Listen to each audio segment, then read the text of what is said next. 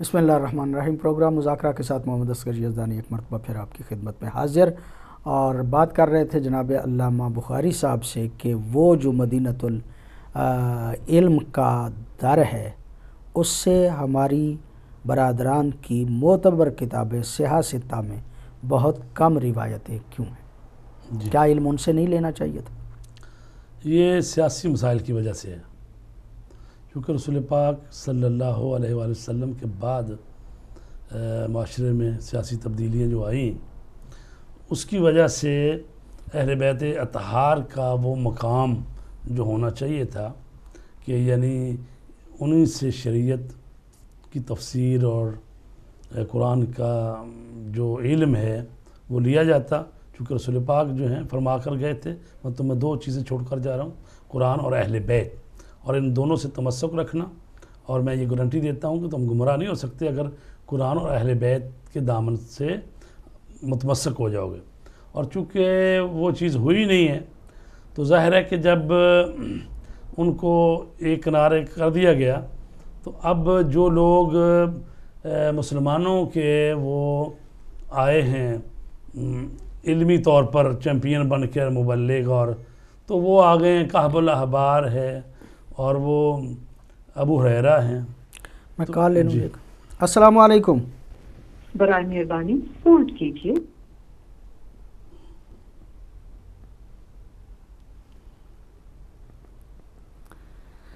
کال پاکستان سے تھی، ڈراپ ہو گئی۔ جی قبلہ، جی کعب الاحبار۔ جی تو یہ لوگ وہ تھے جو کہ پہلے یہودی مذہب رکھتے تھے، اس کے بعد مسلمان ہو گئے، تو جب وہ مسلمان ہو گئے تو اب ان کے اختیار میں دے دیا گیا یہ شعبہ تبلیغ اور شعبہ قضاوت، اور یہ شعبے انہی کے حوالے کر دیے گئے۔ اور مولا علی علیہ السلام کے لیے تو اس طرح سے آزادی نہیں تھی کہ وہ مسجد نبوی میں بیٹھ کے وہ اپنا درس و تدریس کریں، لیکن دوسرے لوگ جو تھے وہ رسمی نہیں تھا، رسمی طور پر رسمی حضرت علی نہیں۔ تو لہٰذا یہ جو بعد میں جمع کی گئی ہیں حدیثیں، تو یہ جو اسماعیل بخاری ہیں جو 194 میں پیدا ہوئے اور 256 میں ان کی وفات ہوئی ہے، تو انہوں نے جو حدیثیں جمع کرنی شروع کی ہیں تو وہ یہ خود کہتے ہیں کہ میں قریہ قریہ گیا ہوں، گاؤں گاؤں گیا ہوں، شخصیتوں ملا ہے، میں نے بڑی مشکل سے وہ 8-10 لاکھ حدیثوں کے قریب انہوں نے جمع کی، اس کے بعد چھانٹی کی، اس کے بعد اب جو تقریباً 7200 کے قریب ہیں اس میں تکراری بھی ہیں، اور تکرار کو نکال دیا جائے تو تقریباً 2500-3000 ہزار ہی بنتی ہے حدیث، تو تکراری ہیں بہت ساری، تو تب جا کے کچھ 7200 کے قریب بنتی۔ تو اب انہوں نے اس میں مولا علی علیہ السلام سے یا ان کے ساتھ جو مسلم تھے صحیح مسلم والے، تو یہ جو 6 معتبر کتابیں مانی جاتی ہیں ان میں تقریباً جو ہے ٹوٹل پنجتن پاک سے ٹوٹل جو ہے تو 500-550 بنتی ہے، اور مولا علی سے تقریباً 139 بنتی ہیں۔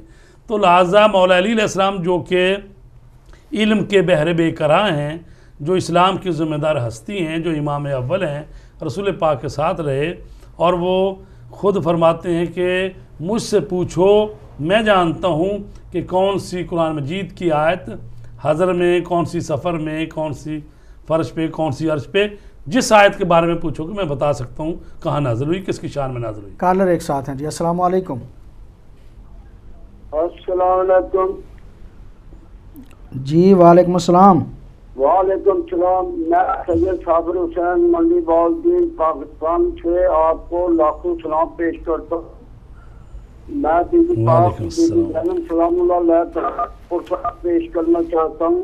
جی بی بی مریم کربلا سلام اللہ علیہ، بی بی زینب نبی کا ناز ہے، امامت کی آبرو ہے، جس کے شرف کی دھوم ہے، عالم میں 4 سو، شرم و حیا کی جھیل ہے، شرافت کی آبجو، جبرائیل جس کا نام نہ لیتا ہو بے وضو، وہ جس کا ذکر سن سن کے فضا پر پیدا ہے، تعظیم دیکھنا کہ قلم سجدہ ریز ہے، میں کہا کہ وہ اپنی چمن کی کلی کلی جس نے حسینیت کو سجایا گلی گلی، کانٹو بڑے سفر میں جہاں تک چلی چلی، لیکن سکھا گیا جہاں کو علی علی، اسلام بچ گیا یہ اس کا کمال تھا، ورنہ خدا کے دین کا تو محال تھا۔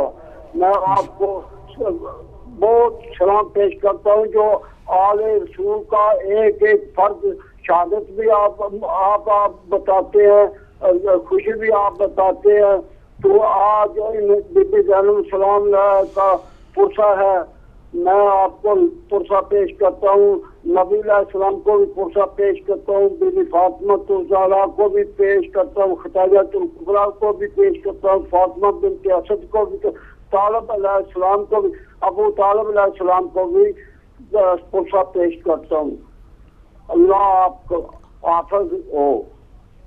جی بہت شکریہ. بڑی نوازش جی، بڑی اللہ آپ مہربانی، کا شکر. شکریہ جی. پاکستان سے صابر حسین صاحب کالر ایک اور میرے ساتھ ظاہراً آ گئے جی. السلام علیکم. ہلو السلام علیکم. علیکم السلام. جی ہدایت صاحب. جی ہدایت ہے جی، فرمائیے. جی علامہ صاحب سے بات کرنی. جی آپ آنے رہے ہیں، فرمائیے کیا حکم ہے. جی السلام علیکم. علیکم السلام.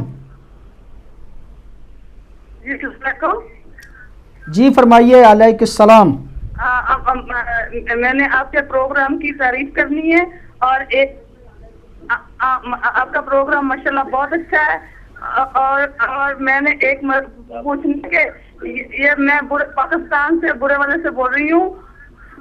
میں نے سنا کہ وہ ایک جشن میں گئی، اور میں نے سنا کہ خداوند متعال جناب بی بی سیدہ فاطمہ بنت اسد کو فرماتے ہیں کہ رب ذوالجلال کے اے فاطمہ میرے گھر میں آ کے رونق لگاؤ.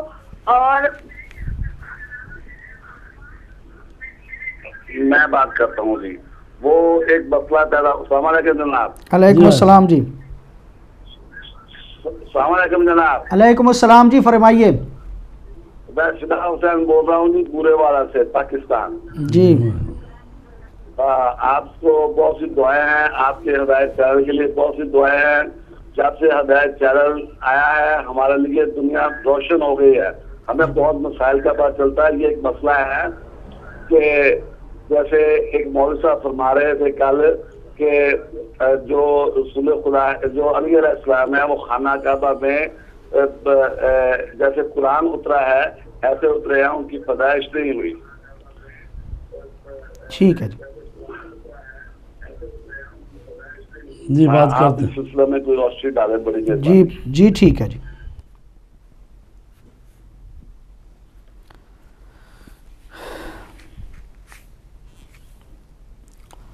جی قبلہ حضرت علی علیہ الصلوۃ والسلام کے علم کے حوالے سے آپ فرما رہے تھے کہ 145 کے قریب احادیث جو ہیں وہ سرکار حضرت علی علیہ الصلوۃ والسلام سے ہیں. کالر ایک اور ہمارے ساتھ ہیں جی. السلام علیکم.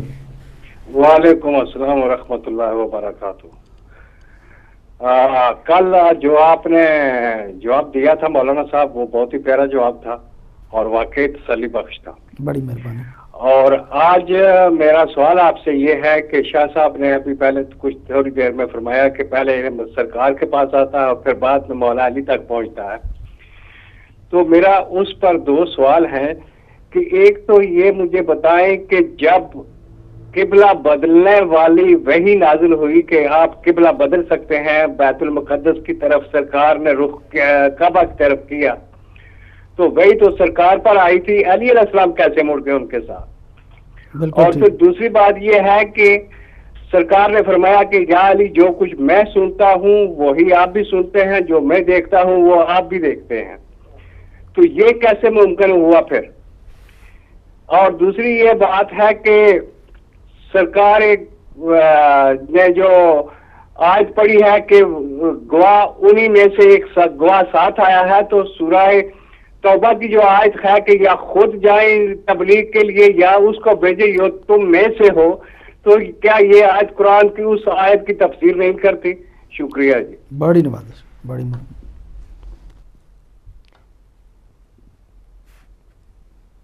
بڑی نوازش جناب.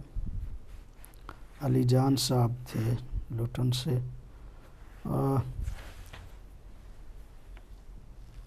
پہلے تو اگرچہ ہم گفتگو جو ہے وہ کر رہے تھے، میرے خیال میں اسی گفتگو کو تھوڑا سا آگے بڑھایا جائے. کالیں کچھ لے لیتے ہیں جی. السلام علیکم. ہلو السلام علیکم. جی کون؟ جی پونا سے صادق بول رہے ہیں. جی جی فرمائیے. جی ہاں میرا ایک سوال تھا کہ جو یہ واقعہ کون سا گزرا تھا جہاں پر حضرت عمر نے کہا کہ علی نہ ہوتے تو ہم ہلاک ہو جاتے؟ یہ واقعہ کیا ہوا ایسا جو ان کو یہ ایسی چیز کہنے پڑی مولا علی کے لیے؟ ٹھیک ہے جی جی انشاءاللہ. مجھے تفسیر نہیں پتا چل پائی، اس کی تفسیر بتائیے. جی انشاءاللہ آپ پروگرام دیکھتے رہیے، آپ کے سوال کا جواب دیا جائے.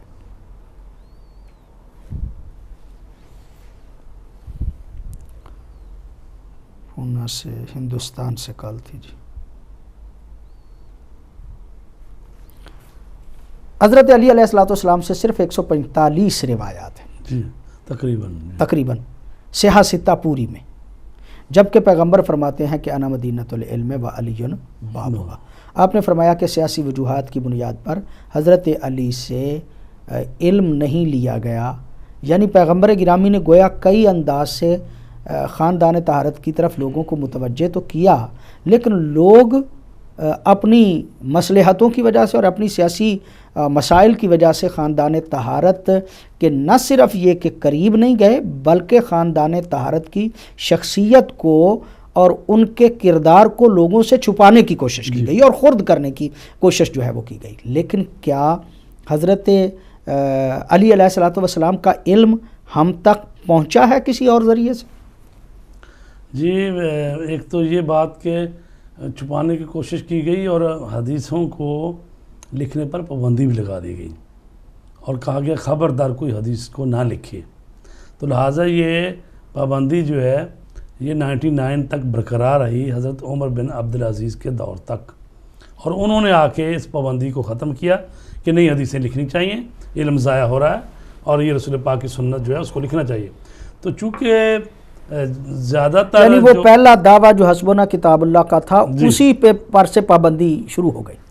تو یہ 99 یعنی 100 سال تک جب رسول پاک کی حدیثوں کو لکھنے نہیں دیا گیا، سرکاری طور پر پابندی لگا دی گئی، اور وہ اٹھی پابندی جا کے 100 سال بعد، اور پھر 100 سال بعد پھر کام شروع ہوا، اور پہلی کتاب جو آئی ہے وہ 143 ہجری میں کتاب الموطا جو ہے امام مالک کی، اور وہ بھی جا کے عباسیوں کے دور حکومت میں انہوں نے تقاضا کیا مالک ابن انس سے کہ بھی آپ لکھیں، تو تب جا کے پہلی حدیث کی کتاب لکھی گئی. تو یہ اس طرف سے ہے جو سرکاری طور پر کہا گیا. تو پرائیویٹ سمجھ لیں یا مولا علی کی طرف سے، وہ تو مولا علی کے پاس بھی کتاب علی موجود تھی، اور ابو رافع جو رسول پاک کا آزاد کردہ غلام تھے اور حضرت علی کے شاگرد تھے، انہوں نے پہلی حدیثوں کی کتاب جمع کی. اور اسی طرح کتاب سلیم ابن قیس حلالی وہ کتاب اپنی جگہ پہ موجود تھی. اور اسی طرح ائمہ طہار کے پاس تو صحیفہ فاطمیہ بھی تھا، کتاب علی بھی تھی، اور جامعہ بھی تھا. تو یہ اس طرف تو حدیث لکھ رہے تھے، لیکن اس طرف سے گورنمنٹ نے پابندی لگائی ہوئی تھی اور وہ جا کے 100 سال بعد اٹھی ہے. تو لہٰذا اس پر آپ واقعاً جتنا بھی رویا جائے کم ہے کہ رسول پاک کی احادیث کو جو قرآن کی تشریح کرنے والی چیز ہے، جو قرآن کو بیان کرنے والی چیز ہے، جس نے اسلام کو بیان کرنا ہے، اس کو لکھنے پر پابندی لگا دی گئی. اور اس طرح سے کتنے لوگ ہیں جو دنیا سے چلے گئے، یا جب لکھی نہ جائے چیز تو اس میں کتنی جو ہے تبدیلیاں ہو جاتی ہیں. تو اس کے باوجود یہ سارا کچھ ہوا، 100 سال تک حدیثوں پر پابندی رہی، اور 90 سال تک مولا علی پر سب و شتم ہوتا رہا خطبوں میں. اس کے باوجود معاویہ نے کوشش کی، سب نے کوشش کی، حکومتوں صرف ہو گئی. الحمدللہ پھر بھی مولا علی علیہ السلام کے فضائل اور ان کی علم کی باتیں وہ اس طرح سے کائنات کو جگمگ ہو رہا ہے ان سے جیسے کہ سورج. اور وہ کتابیں جتنی بھی موجود لکھی گئیں اس دور میں پرائیویٹ طور پہ، جن لوگوں نے لکھی ان لوگوں کی ان کتابوں سے جو خطبات امیر المومنین موجود تھے ان کو بعد میں سید رضی نے مرتب کیا. جی ظاہر ہے وہ تو 4 صدی ہجری میں جا کے ہوا نا، 4 صدی ہجری میں. اچھا ٹھیک ہے نا جی. تو وہ تو مولا علی علیہ السلام نے اپنے زمانے میں اپنی حکومت میں جو خطبات دیے، جو ارشادات فرمائے، وہ بہت ساری کتابوں میں منتشر تھے. وہ سید رضی نے آ کر 4 صدی ہجری میں آ کر ان کو تکمیل کی ہے ان کی. اور یہی وجہ ہے کہ چونکہ وہ خطبات اس دور میں اتنے شہرت رکھتے تھے کہ سید رضی نے ان کی سندیں جو ہیں ان کو باضابطہ وہاں پہ لکھنے کی جو ہے وہ کوشش نہیں کی، لیکن زبان زدے عام تھے خطبات حضرت۔ لیکن اب جو نہج البلاغہ پر کتابیں چھپی ہیں، شرح چھپی ہیں، انہوں نے وہ جہاں جہاں پر جہاں سے سید رضی نے لیے تھے وہ سارے انہوں نے تفصیل لکھی ہوئی ہے، ایسی بات نہیں ہے۔ گویا حضرت علی علیہ السلام کے علم کو ایک حد تک اگر دیکھنا ہو تو اس وقت نہج البلاغہ ہمارے سامنے موجود ہے۔ حضرت علی کے علم پہ کیا فرمایا؟ اب دیکھیں نہج البلاغہ پر بحرین میں اور کن کن ملکوں میں پابندی لگائی ہوئی ہے، کتاب نہج البلاغہ پر پابندی لگا دی گئی ہے۔ تو لہٰذا یہ نہیں ہے کہ صرف اس دور میں ہی پابندی تھی، آج بھی بعض ممالک میں پابندی لگا دی گئی ہے۔ تو آپ کا سوال جو یہ ہے بنیادی وہی ہے کہ چونکہ یہ جو لوگ تھے جنہوں نے حدیثوں کی کتابیں بعد میں جمع کی ہیں، اور یہ خود جو ہیں ان میں اہل بیت کی محبت اس طرح سے نہیں تھی جس طرح سے ہونی چاہیے۔ بعض دفعہ ہوتا ہے نا کہ آج کل ہم دیکھتے ہیں بعض چینلوں پہ جو چل رہا ہے تو آپ دیکھتے ہیں کہ ابھی بھی وہ چاہیں تو ایسا واقعہ جو روز روشن کی طرح دنیا میں عیاں ہے تو کوئی چینل یا میڈیا یا اس کا بائیکاٹ کرنا چاہے تو گزر جاتا ہے، اور لیکن کوئی ایسے ہوتے ہیں کہ بہرحال اس کو دینا ہی پڑتا ہے، وہ اتنی عیاں چیز ہوتی ہے۔ تو اسی طرح چونکہ یہ ہستیاں اور یہ شخصیتیں ایسی ہیں کہ خواہ نہ خواہ کچھ نہ کچھ تو بیان کرنا ہی پڑتا ہے، وَإِلَّا اگر یہ لوگ اہل بیت سے محبت کرنے والے ہوتے تو یہ جو کہتا ہے میں جگہ جگہ گیا، گھر گھر گیا حدیثیں اکٹھی کرنے کی، تو امام جعفر صادق علیہ السلام کے تو قریبی ہے نا، اس کا 256 ہجری ہے نا اس کی وفات، تو امام جعفر صادق کے پاس نہیں گیا یہ بخاری کے اس سے ان سے حدیث لے لے کوئی۔ جی السلام علیکم۔ جی وعلیکم السلام حضرت قبلہ یزدانی صاحب، جناب ہرشہ مقصود ہیں سید عبدالرحمن وارڈفورڈ سے۔ جناب علی قبلہ، ایک تو خبر یہ ہے کہ سنی اتحاد کونسل نے جیو کے خلاف اپنا فتویٰ جاری کر دیا ہے، اس کو دیکھنا حرام اور گناہ ہے، اور انہوں نے یہ جو شادی پہ وہ چلایا تھا کلام، وہ جو شاعر تھے انہوں نے بھی اپنا اس کا متعلق کہا کہ کس پاک زبان سے اور کیسے پاکیزہ ماحول میں سے چلانا چاہے تھے۔ ہمارے شیعہ علماء سے، یہ شیعہ سپریم کونسل سے کسی نے ایسا نہیں کیا، یا ان کا کم از کم سنی اتحاد کونسل کے ساتھ وہ بھی شامل ہو جاتے فتویٰ دینے میں کہ ہمارا بھی فتویٰ یہ ہے، کیا ہم پر ذمہ داریاں نہیں تھیں؟ میں چاہوں گا کہ آپ اس کا جواب دیں، بہت مہربانی۔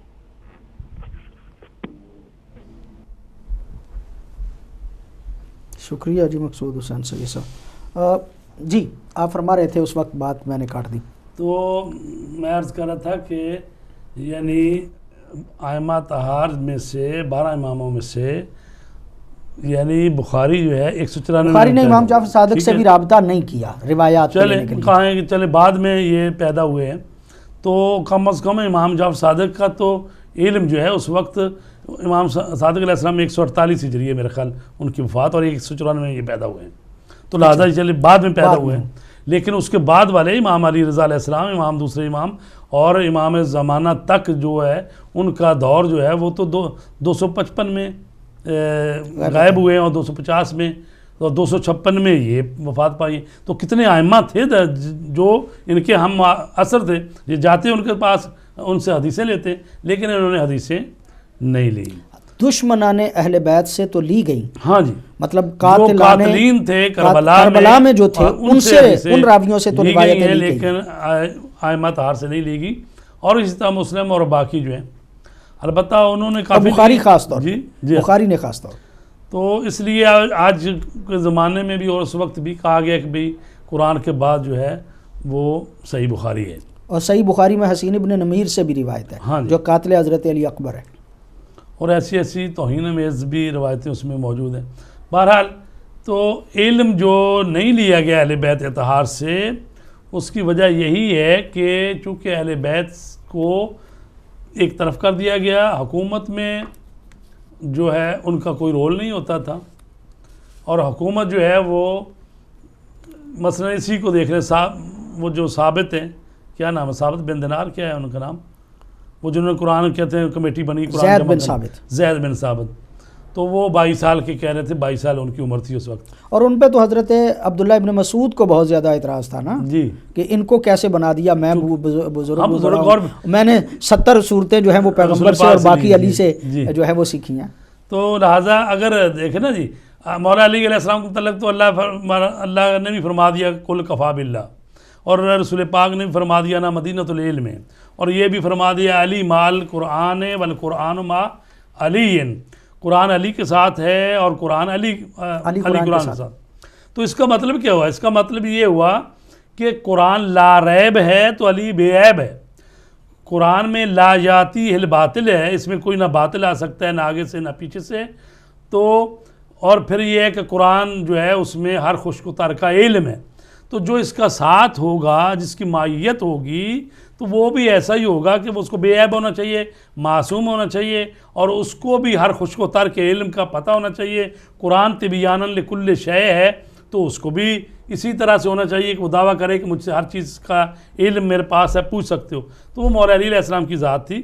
تو لہٰذا قرآن مجید کو بھی نہیں لیا گیا، اس لیے کہ قرآن جو ہے وہ تنہا تو آتا ہی نہیں ہے، کیونکہ رسول پاک نے فرمایا ہے قرآن اور اہل بیت انہما لن یفترقا حتی یرد علی الحوض، کہ یہ دونوں قرآن اور اہل بیت آپس میں جدا ہو ہی نہیں سکتے.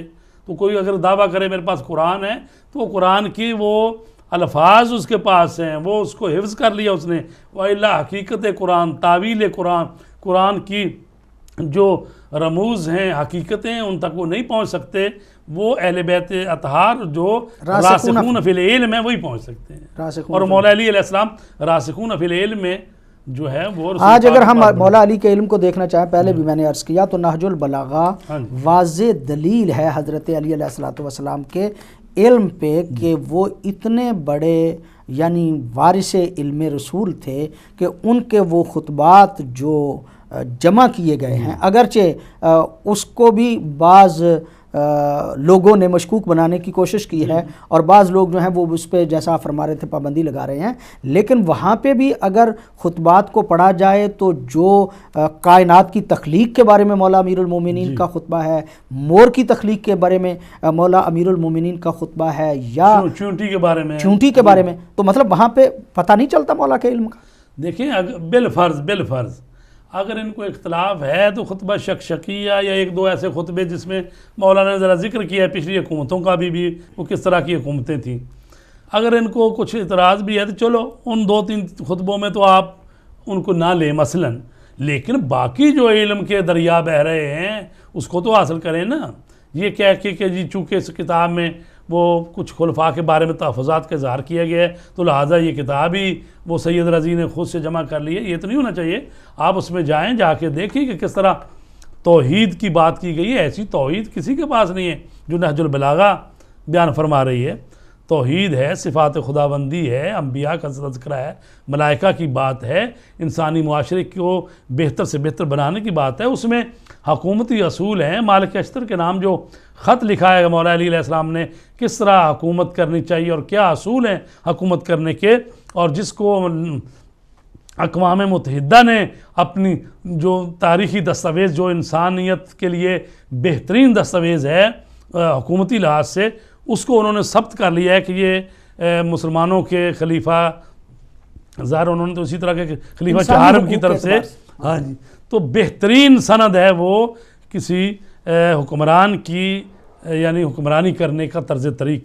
تو لہٰذا وہ ساری چیزیں جو ہیں انسانیت کے فائدے کے لیے وہ تو لینی چاہیے نا. اگر آپ کو کوئی چیز پر اعتراض ہے بھی، زکوٰۃ لینے کا کیا طریقہ ہے، کس طرح کی زکوٰۃ لینی چاہیے، عامل زکوٰۃ کو کیسا ہونا چاہیے، اس چیز کو بیان کیا نہج البلاغہ میں سرکار. اور جو خاص طور پہ جس بات کی طرف آپ نے متوجہ کیا کہ توحید جی امیر المومنین نے نہج البلاغہ کے ابتدائی خطبات میں خاص طور پہ جس انداز سے توحید جو ہے اس کا تذکرہ کیا ہے، واقعاً میں سمجھتا ہوں کہ جیسے مولا امیر المومنین نے یہ فرمایا کہ اللہ کی ذات تک بلند سے بلند پرواز کرنے والا نہیں پہنچ سکتا، اور جتنا گہرا کوئی سوچنے والا ہو وہ گہرائی میں چلا جائے تب بھی اس کی کنہ ذات کو نہیں حاصل کر سکتا. تو میں ایک جملہ اور عرض کرنا چاہ رہا ہوں کہ اگر آج بھی कायनात जो है वो नहजुल बलागा को समझना चाहे तो नहजुल बलागा के हक़ाइक़ जो हैं उनको समझना भी कोई इतना आसान काम नहीं है। कॉलर एक मेरे साथ है। अस्सलामु अलैकुम। वालेकुम सलाम यज़दानी साहब, आपको बुखारी साहब को मेरा बहुत बहुत सलाम। मैं एक तहसीन पेश करना चाहता हूँ हामिद रजा को, जो सुन्नी इत्तेहाद कौंसिल के आलिम है और सुन्नी इत्तेहाद कौंसिल के मुफ्तियान ने अभी एक फतवा जारी किया है कि जियो टीवी पे जो उन्होंने गुस्ताखी किया है शान अहले बैत पे, उनको देखना और उसको जो है लगाना बिल्कुल हराम है। तो आप हमारी तरफ से तो अभी तक कोई ऐसा फतवा वगैरह नहीं है, अगर आप इसके ऊपर भी ज़रा एक नज़र डाल दें, शुक्रिया। बड़ी इल्तिमास से दुआ। जी बड़ी नवाजिश, बड़ी मेहरबानी। ये कुछ सवाल जो हैं वो किबला आए हैं, लेकिन मैं चाहता था कि ये आखिरी वक्फा जो है उसमें इन सवालों के जवाबात जो हैं वो कोशिश किए जाएंगे और ये सारी चीज़ें जो हैं उनको ज़िक्र जो है वो किया जाएगा। फरमाइए नहजुल बलागा के हवाले से। काल एक जी मैं। अस्सलाम वालेकुम। वालेकुम सलाम। आपकी दोनों की खिदमत में बहुत बहुत सलामत करता हूँ। इंडिया से बोल रहा हूँ। जी कौन? इंडिया से। जी फरमाइए। मैं जानना चाह रहा था अल्लामा साहब, अपने चैनल के कई चैनल ऐसे हैं जो आज एक रिवायत के मुताबिक आज बीवी जनाब ज़ैनब सलामुल्लाह अलैहा का की शहादत दिखा रहे हैं। तो दो चैनल ऐसे हमारे जो दिखा रहे हैं कि आज मौला अली शेर खुदा और बीवी फातिमा ज़हरा सलामुल्लाह अलैहा की शादी का दिन है। और अल्लामा साहब क्या हम खुशी मनाएं या हम जनाब ज़ैनब सलामुल्लाह अलैहा की शहादत का दिन है तो हम उसके लिए गम मनाएं? जी ठीक है जी, बड़ी नवाज़िश।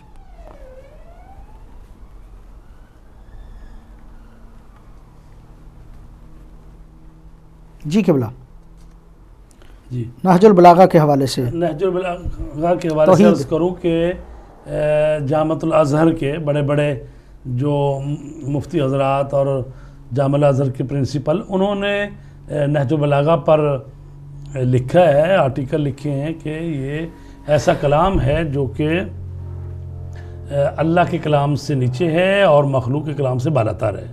तो लिहाजा किसी कलाम को समझने के लिए वही लोग अथेंटिक होते हैं जो उस ज़बान के माहिरीन होते हैं।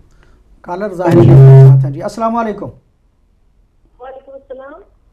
जी फरमाइए, कौन कहाँ से? जी अल्लामा साहब ने भी आपका प्रोग्राम देख लिया, अभी आपने थोड़ी सी डिटेल दी थी नहजुल बलागा से। आप बता रहे थे कि ज़कात के बारे में थोड़ा सा आपने बताया, लेकिन हमें थोड़ी सी डिटेल और बता दें ताकि ये खुन्स क्या होता है, ये किस तरीके से अदा किया जाता है और ये किसको दिया जाता है, और ज़कात का और खुन्स के दरमियान क्या डिफरेंस है। हमें इस चीज़ में बड़ी कंफ्यूजन होती है, बाज़ औक़ात हम नहीं समझ पाते कि क्या तरीका होता है। हमने सुना है सादात लोगों को खुन्स दिया जाता है या लिया जाता है। मुझे कंफ्यूजन है इस चीज़ में बहुत ज़्यादा, अगर आप इस चीज़ को थोड़ा सा खोल के बयान करें तो हमें बहुत आसानी होगी। जी प्रोग्राम के दूसरे हिस्से में ज़रूर आप देखते रहिएगा, उसमें हम आपके सवाल के जवाब देने की कोशिश करेंगे। दूसरा हिस्सा किस वक्त तक लगेगा? जी दूसरा हिस्सा किस वक्त शुरू होगा? जी अभी एक वक्फे के बाद अभी जो है वो दूसरा हिस्सा हम शुरू करते हैं, तो उसमें जो है वो सवालों के जवाब देंगे। जी